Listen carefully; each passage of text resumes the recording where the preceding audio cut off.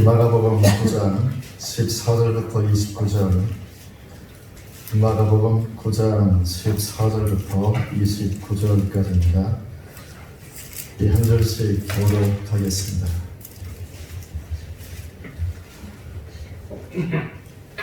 이에 그들이 제자들에게 와서 보니 큰 무리가 그들을 둘러싸고 서기관들이 그들과 더불어 변론하고 있더라.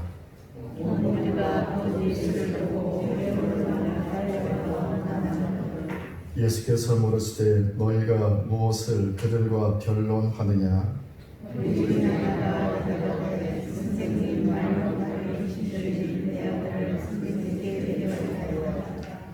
귀신이 어디서든지 그를 잡으면 거꾸로서 거품을 흘리며 이를 가르며 그리고 화려해지는지라.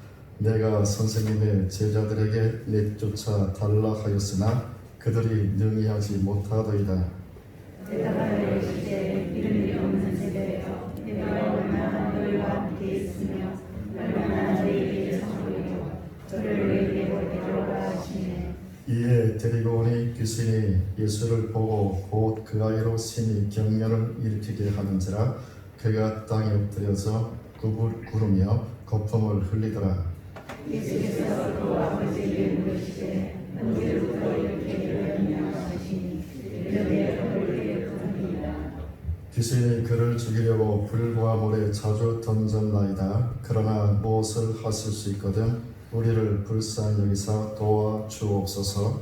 예수께서 이르시되 할 수 있거든이 무슨 말이냐? 믿는 자에게는 능히 하지 못할 일이 없느니라 하시니 곧 그 아이의 아버지가 소리를 질러 이르되 내가 믿나이다. 나의 믿음 없는 것을 도와주소서 하더라.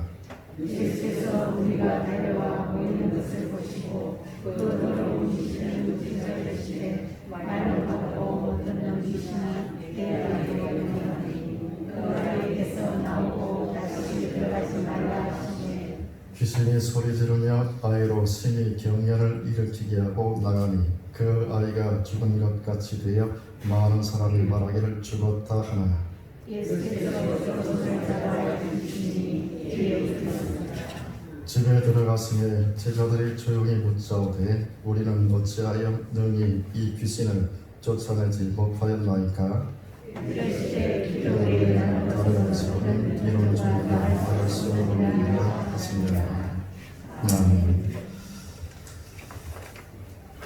우리 주위에는 불치병에 걸려 절망을 걸어안고 고통당한 사람들이 참 많이 있습니다. 난치병이나 희귀병과 같은 병마에 시달리며 괴로워하는 사람들이 너무나 많이 있습니다. 그들을 볼 때마다 제 마음속에 들려오는 하나님의 음성이 있습니다. 사랑하는 종아, 저들이 왜 치료받지 못하고 수년간을 그렇게 고통 속에 지내고 있는지 아느냐? 그것은 내 능력으로 그들을 치료할 준비된 사람이 없기 때문이다.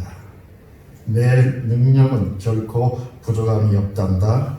내 은혜는 결코 모자람이 없단다. 다만 내 능력을 사용할 만한 사람이 없을 뿐이다. 사랑하는 성도 여러분, 하나님의 능력에 한계가 있을까요? 하나님의 능력에 과연 부족함이 있을까요? 뭐에서 유를 창조하신 분이 있습니다. 만유를 창조하신 하나님이 있습니다. 말씀 한마디면 온 천지가 멈춥니다. 그분의 능력은 한계가 없습니다. 다만 하나님의 그 무한한 능력을 사용할 만한 사람이 없을 뿐입니다. 하나님의 은혜가 너무 부족할까요? 하나님의 은혜가 너무 부족해서 문제일까요? 그분의 은혜와 사랑은 한없이 풍성합니다. 다만 하나님의 풍성한 은혜와 사랑을 나눠줄 사람이 없을 뿐입니다. 하나님은 만유의 주인이십니다. 보이는 세계 보이지 아니하는 만유의 주인이 있습니다. 그분은 온전히 부유하신 분이십니다. 하나님께서 돈이 없으신 것이 아닙니다. 다만 하나님께서 물질을 맡길 만한 사람이 없을 뿐인 것입니다. 그래서 하나님께서는 지금도 당신의 도구로 사용할 준비된 자를 찾고 계신다는 사실을 여러분 기억하시기를 바랍니다. 이 하나님의 무한한 능력을 사용할 준비된 자를 찾고 계십니다. 하나님의 그 측량할 수 없는 은혜를 나누어줄 준비된 사람을 찾고 계십니다. 하나님의 소유를 맡아 주님의 영광을 위해서 사용할 준비된 자를 지금도 주님은 애타게 찾고 계십니다. 오늘 주시는 하나님의 말씀을 통해서 그 말씀의 응답함으로 말미암아 하나님께서 그토록 찾으시는 준비된 사람들이 다 되시기를 주님의 이름으로 축복합니다. 하나님의 마음에 합한 자가 됩시다. 하나님께서 만남 참으로 복된 사람으로 준비되는 은혜의 시간이 되시기를 주님의 이름으로 간절히 축복합니다. 저처럼 주님께서 주신 능력을 온전히 신뢰하십시오. 주님께서 이미 내게 주신 능력을 온전히 신뢰하시기를 바랍니다. 예수님께서 베드로와 야고보, 요한 세 제자와 함께 변화산에 오르셨을 때 주님의 용모가 놀랍게 변화가 되지 신성으로 충만한 영광스러운 모습으로 변형이 되셨습니다. 이때 엘리야와 모세가 나타나 예수님과 더불어 대화하시는 모습을 제자들이 목격을 하게 되는 것이요.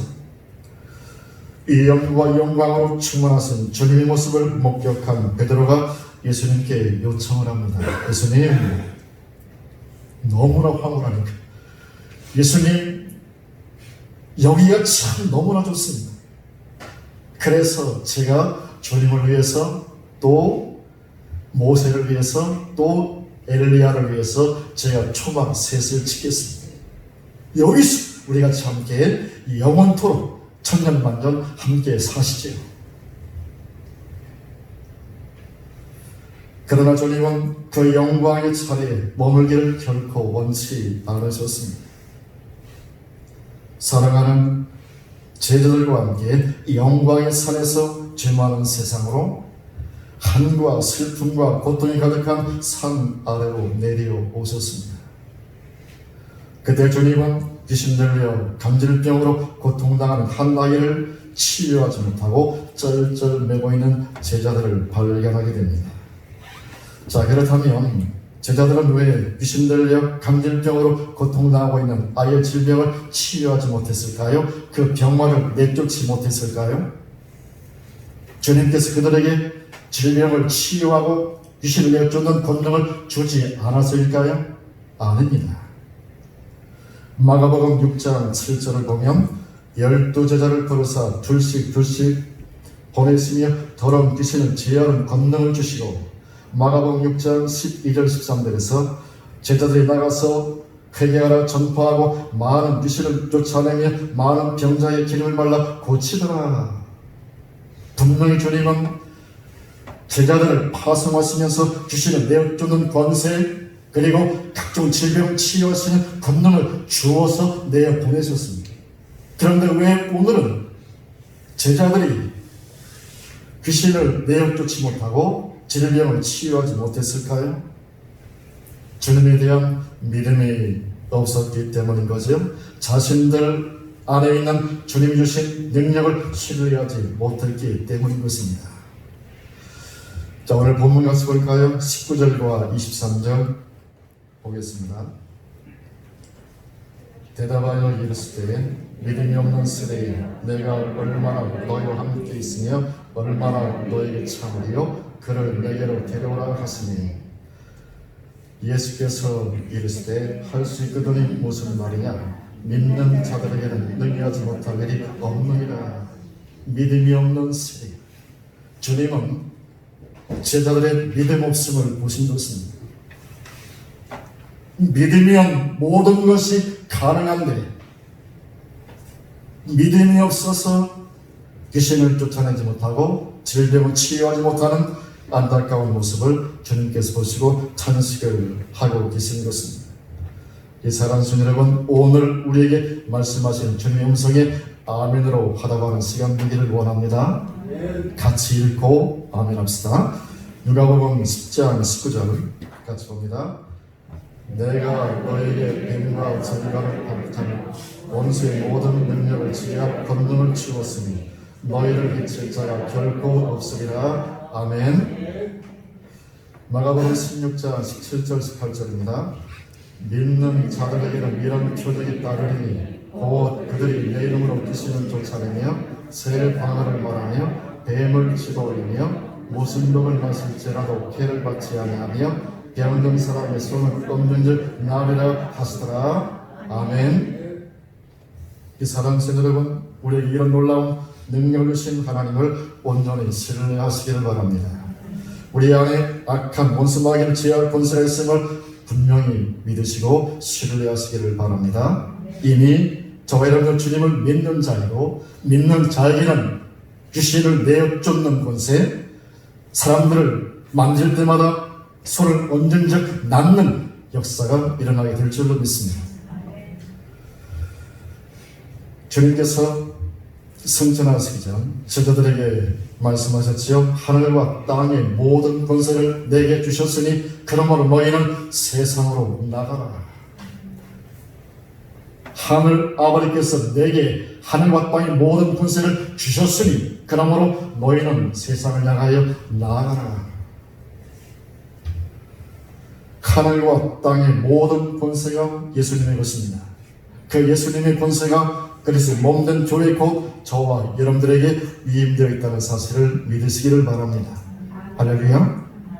하늘과 땅의 모든 권세를 가지신 주님의 권세가 그의 몸된 교회 저와 여러분들에게 위임되어 있다는 사실, 예수님의 이름으로 명하고 선포할 때에 더러운 귀신들이 떠나가고 각종 질병이 치유되고 놀라운 기적들이 넘쳐나는, 수많은 사람들 하나님의 놀라운 치유를 경험하며 하나님께 영광 돌리는 놀라운 역사가 있게 될 줄로 믿습니다.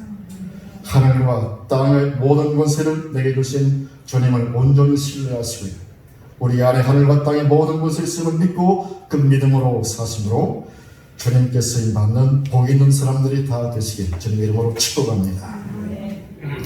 에베소서 1장 3절과 6절 말씀에 의하면 하나님은 창세전에 우리를 거룩하고 흠이 없는 존재로 그리스도 안에서 예정하신 분이십니다. 할렐루야. 하늘에 속한 모든 신령한 복을 누릴 상속자로 하나님의 거룩한 아들들로 예정하신 분이십니다. 우리는 그 놀라운 예정과 선택의 은총을 입고 있는 자들임을 여러분 기억하십시오. 이 구약시대에 이스라엘 백성들이 주신 젖과 꿀이 흐르는 가나안 땅에 대한 축복은 아브라함을 부르실 때에 이미 예정되어 있었습니다. 창세기 12장 1절을 보면 여호와께서 아브라함에게 이르시되 너는 너의 고향과 친척과 아버지의 집을 떠나 내가 내게 보여줄 땅으로 가라. 그 땅이 무슨 땅이에요? 젖과 꿀이를 가나안 땅입니다. 자, 이스라엘 백성들이 애굽에서 400년 동안 살게 될 것도 이미 창세기 15장에 예언되어 있습니다. 예정되어 있었습니다. 확인해 볼까요? 창세기 15장 13절 14절. 여호와께서 아브라함에게 이르시되 너희는 반드시 알아라. 내 자손이 이방에서 계획되어 그들을 섬기겠고 그들은 400년 동안 내 자손을 괴롭히리니 그들의 섬기는 나라를 내가 징벌할지며 그 후에 내 자손이 큰 재물을 들고 나오리라. 그렇다면 이스라엘 백성들의 광야 40년 생활은 하나님의 예정 아래 있었던 일일까요? 약속의 땅에 대한 예정, 또 400년 애굽에서 종무사될 것에 대한 예정은 이미 하나님의 예정 아래 들어 있었습니다. 그렇다면 이스라엘 백성들이 애굽에서 나와서 가나안 땅을 향해서 가는 여정에 40년이라고 하는 광야 생활을 메마른 길을 걸어가야 했는데 그 40년 광야 생활도 하나님의 예정 아래 들어 있었을까요? 결코 그렇지 않지요? 광야 40년 생활은 그들의 믿음 없음의 결과일 뿐인 것입니다. 그들의 불순종의 결과일 뿐인 것입니다. 하나님의 예정을 믿었던 여호수아 갈렙은 결국 가나안 땅에 들어가지 않습니다. 그러나 이 하나님의 이 약속을 불신했던 모든 사람들은 다 광야에서 죽고 말았습니다. 사랑하는 성도 여러분, 우리의 믿음만큼 됩니다. 우리의 믿음의 크기만큼 이루어지는 것입니다. 내 믿음의 분량만큼 하나님의 능력과 축복을 누린다는 사실을 여러분 기억하시기를 바랍니다. 주님께서 말씀하시기를 하나님을 믿으라. 누구든지 이 산들을 들리어 바다에 던져지라 하며 그 말하는 것이 이루어질 줄 믿고 마음에 의심하지 아니하면 그대로 되리라고 말씀을 하셨습니다. 따라서 우리의 삶은 믿음 이상도 믿음 이하도 아니라는 사실을 여러분 기억하십시오. 믿음대로 되는 거죠. 믿음의 분량을 키우십시오. 믿음의 크기를 키우시기를 주님으로 축복합니다. 우리는 보통 사람이 아니에요. 우리는 하늘에 속한 모든 신령한 복을 누리도록 창세 전부터 그리스도 안에서 예정과 선택을 받은 자라는 사실을 여러분 기억하시기를 바랍니다. 그런데 내가 입을 열어서 아이고 죽겠네 라고 말한다면 죽는 길밖에는 없는 것이겠죠. 내가 망하겠네라고 말하면 망하는 길밖에는 없는 것이겠죠. 나는 반드시 건강해질 것이다 라고 말하면 믿으면 반드시 건강을 회복하게 될 줄로 믿습니다. 나는 반드시 성공할 것이다 라고 말하고 믿으면 내 인생은 반드시 성공적인 인생으로 끝나게 될 줄로 믿습니다. 내가 반드시 내 삶은 반드시 부여될 것이라고 말하고 믿으면 반드시 부여의 축복을 누리며 살게 될 줄로 믿습니다. 이것이 바로 내 믿음대로 될지라고 말씀하신 주님의 주장하신 믿음의 법칙이라는 사실을 기억하십시오. 그래서 내 삶은 내 믿음 이상도 아니고 이하도 아니라는 사실. 그러므로 계속 하나님 앞에 믿음을 구하시기를 바랍니다. 믿음의 분량을 키워가시고 믿음의 사이즈를 계속 키워가시기를 주님 이름으로 축복합니다. 사랑하는 성도 여러분, 그러므로 오늘 우리의 믿음 없음을 부끄럽게 여기기를 원합니다. 이 믿음을 주신 주님께 큰 믿음을 구하는 저와 여러분들이 되어지기를 원합니다. 주님을 온전히 신뢰하십시다. 주님은 이미 내 안에 귀신을 내쫓고 병든 자를 치유하며 삶을 풍성하게 할 능력을 주셨다는 사실을 잊지 마시기를 바랍니다. 주님이 내게 주신 능력을 온전히 신뢰함으로 하나님의 능력의 통로, 기적의 통로, 치유의 통로, 축복의 통로로 쓰임받는 복 있는 사람들이 다 되시기를 주님 이름으로 축복합니다. 둘째로 주님께서 명하신 대로 오직 사랑으로 행하십시오. 오직 사랑으로 행하시기를 바랍니다. 이 하나님께서 제정하신 새 계명이 과연 무엇일까요? 자, 확인해 볼까요? 요한복음 13장 34절부터 35절입니다. 같이 읽겠습니다. 새 계명을 너희에게 주노니 서로 사랑하라. 내가 너희를 사랑한 것 같이 너희도 서로 사랑하라. 너희가 서로 사랑하면 비로소 모든 사람이 너희가 내 제자인 줄 알리라. 새 계명이 무엇인가요? 사랑의 법이지요. 사랑의 법입니다. 새 계명을 너희에게 주노니 서로 사랑하라. 사랑하라. 주님께서 말씀하시기를 사람이 친구를 위하여 자기 목숨을 버리면 이보다 더 큰 사랑이 없나니 너희가 내 명대로 행하면 곧 나의 친구라고 주님께서 말씀을 하십니다. 사랑을 하면은 예뻐집니다. 할렐루야. 사랑을 하면은 예뻐집니다. 사랑을 하면은 예뻐져요. 사랑을 하면은 예뻐집니다. 사랑을 하면은 그를 향한, 내가 사랑하는 대상을 향한 사랑이 나타나지요. 내가 정말 사랑하는 사람이 있으면 그 사랑하는 사람에 대한 사랑이 계속 커져가는 거죠. 그를 향한 사랑, 그를 향한 헌신, 그를 향한 희생이 계속 커져가는 것이죠. 최고의 사랑을 표현은 바로 그를 위하여 죽는 것입니다. 너 죽고 나 죽자가 아니라 너 죽고 나 살자가 아니라 나 죽고 너 살자인 것입니다.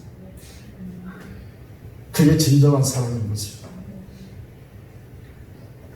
그 죽는 게 아니고 너는 죽고 나는 살고가 아니고 내가 죽고 네가 사는 것이 진정한 사랑의 모습이죠. 친구를 위하여 죽어야 죽을 수 있어야 진정한 예수님의 친구라고 말씀을 하십니다. 수년 전 캐나다 신문에 실린 기사인데요. 신혼 부부가 캠핑을 갔습니다. 어느 지역에 텐트를 치고 잠을 잤습니다. 캐나다는 특별히 곰이 많다고 그러네요. 곰이 많은 나라라고 하는데, 그래서 어디서든지 위험한 곳에는 항상 편말이 붙어 있습니다. 이곳은 곰이 나오는 지역입니다. 야영이나 숲속에 들어가지 마십시오. 그런데 이 신혼부부가 텐트를 친 그곳은 바로 분명 곰이 자주 출현하는 그런 곳이었던 것입니다. 아마 편말을 보지 못했던 것 같습니다. 그래서 밤에 자다가 곰의 습격을 받은 것이죠. 사람들이 행방불명이 됐습니다. 그래서 경찰에 수색을 해서 찾았는데 그 현장은 너무나도 비참했던 거지요. 이 텐트를 치고 야영을 하기 위해서는 여러 가지 기구가 필요하지 않습니까? 땅을 파는 삽도 있어야 하고 괭이도 있어야 하고 텐트를 세우는 기둥도 필요를 하지요. 밥을 해먹는 취사 도구도 있어야 하지요. 그런데 그 신혼부부가 텐트를 치고 야영하기 위해 준비한 모든 기구를 다 사용해서 곰과 맞서 싸웠다는 것입니다. 그러나 결국 역부족으로 곰을 이기지 못하고 신혼부부가 다 곰에게 희생을 당했던 것이죠. 처참하게 찢겨 죽었던 것입니다. 더 놀라운 사실은 이 곰이라는 놈이요, 사람을 잡아먹었으니까 놈이라고 제가 이야기하겠습니다. 곰이라고 하는 놈이 못된 놈이 사람을 공격할 때 두 사람을 동시에 공격하지 않는데 한 사람만 공격을 한다는 것입니다. 자, 그렇다면 이 곰이 남편을 공격할 때 그 아내가 그 자리를 떠났다면, 피하여 도망쳤다면 이 아내는 살 수 있었습니다. 반대로 그 곰이 아내를 공격할 때 그 남편이 나무라라고 그 자리를 피해서 도망쳤다면 그 남편은 살 수 있었습니다. 그런데 그 부부가 같이 죽었다는 것,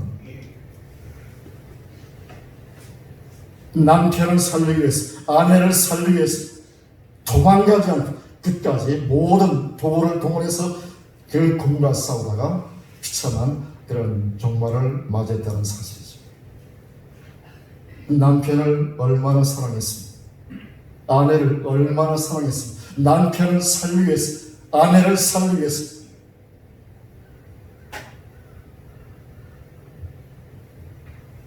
끝까지 곰과 싸우다가 죽음을 함께 했다는 것입니다.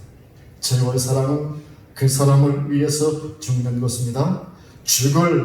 죽음까지도 함께하는 사랑이 최고의 사랑인 줄로 믿습니다. 주님은 정말로 진정 저와 여러분들을 사랑하셨습니다. 그래서 우리를 위하여 죽으셨습니다. 로마서 5장 7절 8절을 같이 읽겠습니다.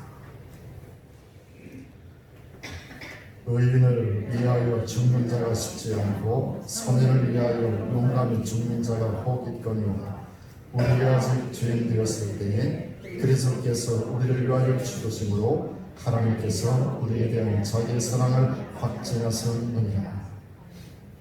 우리가 아직 연약할 때에, 우리가 아직 하나님과 원수 관계였을 때에, 우리가 아직 죄인 되었을 때에 하나님의 사랑이 얼마나 크고 얼마나 넓고 얼마나 높고 얼마나 깊은지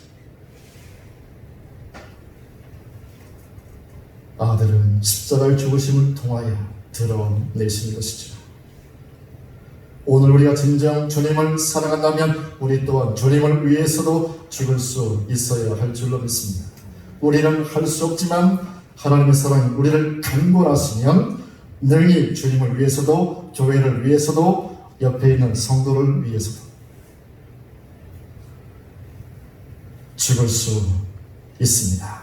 원수 같은 이웃을 위해서도 죽을 수 있습니다. 옆에 있는 분 한번 바라보실래요?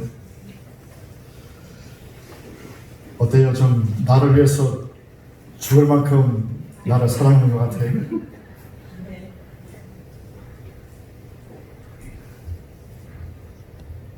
요한일서 4장 7절을 보면 사랑하는 자들아 우리가 서로 사랑하자 사랑은 하나님께 속한 것입니다. 사랑은 내게 속한 것이 아니라 사랑은 하나님께 속한 것입니다. 하나님의 사랑을 알고 하나님을 사랑하며 하나님의 사랑을 힘입고 이웃들에게 하나님의 사랑을 드러낼 준비된 자들을 하나님은 지금도 애타게 찾고 계십니다. 오늘 본문에 나오는 제자들은 주님을 향한 사랑이 부족했고 병자를 향한 사랑이 부족했다라고 볼 수 있겠지요. 사랑하는 성도 여러분, 오늘 우리의 사랑 없음을 부끄럽게 여깁시다. 사랑은 하나님께 속한 것입니다. 하나님께 사랑을 구하십시다. 자, 믿음도 내게 있는 게 아니잖아요. 내 안에서 자생하는 것이 아니잖아요. 믿음도 하나님의 선물이잖아요. 그런 것처럼 사랑도 내 안에서 자생하는 것이 아니라 하나님이 주시는 선물이라고 하는 거예요. 사랑은 하나님께 속한 것입니다. 그러므로 이 하나님의 선물인 그 사랑을 구하시고 하나님의 강권하시는 사랑을 힘입고 하나님과 이웃을 진정 사랑하는 이 하나님의 사람들로 살아가시길 주님의 이름으로 축복합니다. 오래 사랑으로 행함으로 하나님의 능력의 통로, 기적의 통로, 치유의 통로, 축복의 통로, 구원의 통로로 쓰임받는 복 있는 사람들이 다 되시길 주님의 이름으로 축복합니다. 셋째로 주님의 소원대로 오로지 기도에 힘쓰십시오. 주님의 소원대로 오로지 기도에 힘쓰십시오. 오늘 본문 28절, 29절을 같이 읽겠습니다. 집에 들어갔으니 제자들이 조용히 묻자오되 우리는 어찌하여 능히 그 귀신을 쫓아내지 못하였나이까? 이르시되 기도 외에 다른 곳으로는 이런 종류가 나갈 수 없느니라 하시니라. 제자들은 주님께로부터 귀신을 내어쫓고 모든 질병 치유와 권능을 이미 부여받았습니다. 그러나 주님은 제자들은 기도하지 않고 제자들은 기도를 쉬는 죄를 범함으로 주님이 주신 능력을 잃어버렸던 것이죠. 우리 주님께서 승천하시기 전 사랑하는 제자들에게 가장 귀한 것 한 가지를 부탁을 하셨습니다. 이 부탁은 단순한 그런 부탁이 아니라 애절한 소원이었고 거룩한 소원이었습니다. 그것이 뭘까요? 예루살렘을 떠나지 말고 내게서 들은 바 내 아버지께서 약속하신 것을 기다리라. 여호와는 물로 세례를 베풀었으나 너희는 몇 날이 못되어 성령으로 세례를 받으리라. 제자들을 향한 주님의 마지막 애절한 소원, 거룩한 소원은 예루살렘을 떠나지 말고 성령 받기 위해 기도하라는 것입니다. 왜냐하면 기도가 가장 중요하기 때문인 것입니다. 기도 없이는 아무것도 할 수 없기 때문입니다. 기도 없이는 성령이 결코 임할 수 없기 때문입니다. 기도 없이는 능력 받을 수 없기 때문입니다. 기도 없이는 받은 능력을 유지할 수도 없기 때문인 것입니다. 기도 없이는 복음을 전할 수도 없고요. 기도 없이는 사람들이 구원을 받을 수가 없기 때문인 것입니다. 이 하나님께서 세계 복음화를 위해서 놀랍게 쓰신 초대교회 선교들은 어떤 사람이었습니까? 그들은 오로지 기도하는 사람들이었습니다. 제자들이 다락방을 올라가 마음을 같이하여 오로지 기도에 힘쓰더라. 오로지 기도에 힘쓰는 사람들에게 성령께서 태풍같이 임하셨고요, 불같이 임하셨습니다. 그들을 통해서 하나님의 위대한 초대교회 역사, 폭발적인 부흥을 이루었다는 사실을 여러분 기억하시기를 바랍니다. 사랑하는 성도 여러분, 지금도 이 하나님은 오로지 기도에 힘쓰는 사람들을 통해서 교회의 위대한 역사를 엮어가시는 줄로 믿습니다. 앞으로도 오로지 기도에 힘쓰는 사람들을 들어쓰심으로 당신의 위대한 구원의 역사를 이루어 가실 줄로 믿습니다. 겟세마네 동산에서 기도하시던 주님께서 베드로에게 말씀하시기를 너희가 나와 함께 한 시간도 이렇게 깨어있을 수 없다냐? 시험에 들지 않게 깨어있어 기도하라. 마음에는 원이로되 육신이 약하도다. 그래서 우리가 기도의 자리에 나가기 위해서는 내 마음도 기도를 원해야 되고 내 몸도 기도를 원해야 됩니다. 마음은 굴뚝 같은데, 마음은 정말로 기도하고 싶은데, 이 밤을 새워 기도하고 싶은데 몸이 너무 피곤해. 나 몸이 너무 피곤하고 지쳐있어. 그러면 기도의 자리로 나갈 수 없는 거잖아요. 마음도 원하지만 내 몸도 기도를 간절히 원해야 되는 것입니다. 마음도 기도를 원하고 몸도 기도를 원할 때에 우리는 오로지 기도에 힘쓰는 사람들이 될 줄로 믿습니다. 그럴 때 저들처럼 우리도 태풍 같은 성령, 바람 같은 성령의 임재를 경험하고 누리며 살게 될 줄로 믿습니다. 아멘. 사랑하는 성도 여러분, 우리가 진정 기도가 부족했음을 부끄럽게 여기는 시간이 되기를 원합니다. 마음도 기도를 원하고 몸도 기도를 간절히 원합시다. 그래서 오로지 기도에 힘쓰는 사람들이 됩시다. 그래서 하나님의 능력의 통로, 치유의 통로, 축복의 통로, 구원의 통로, 하나님의 영광을 온 세상에 드러내는 하나님의 얼굴로 이 땅을 살아가시기를 주님의 이름으로 축복을 줍니다. 믿음 충만, 성령 충만, 사랑 충만, 믿음 충만, 사랑 충만, 성령 충만하여 수많은 영혼들을 섬기어 구원하는 하나님 위대한 구원 역사의 동역자로 쓰임받는 한빛교회가 되시길, 저와 여러분들이 다 되시길 주님의 이름으로 간절히 축복합니다. 기도드리겠습니다.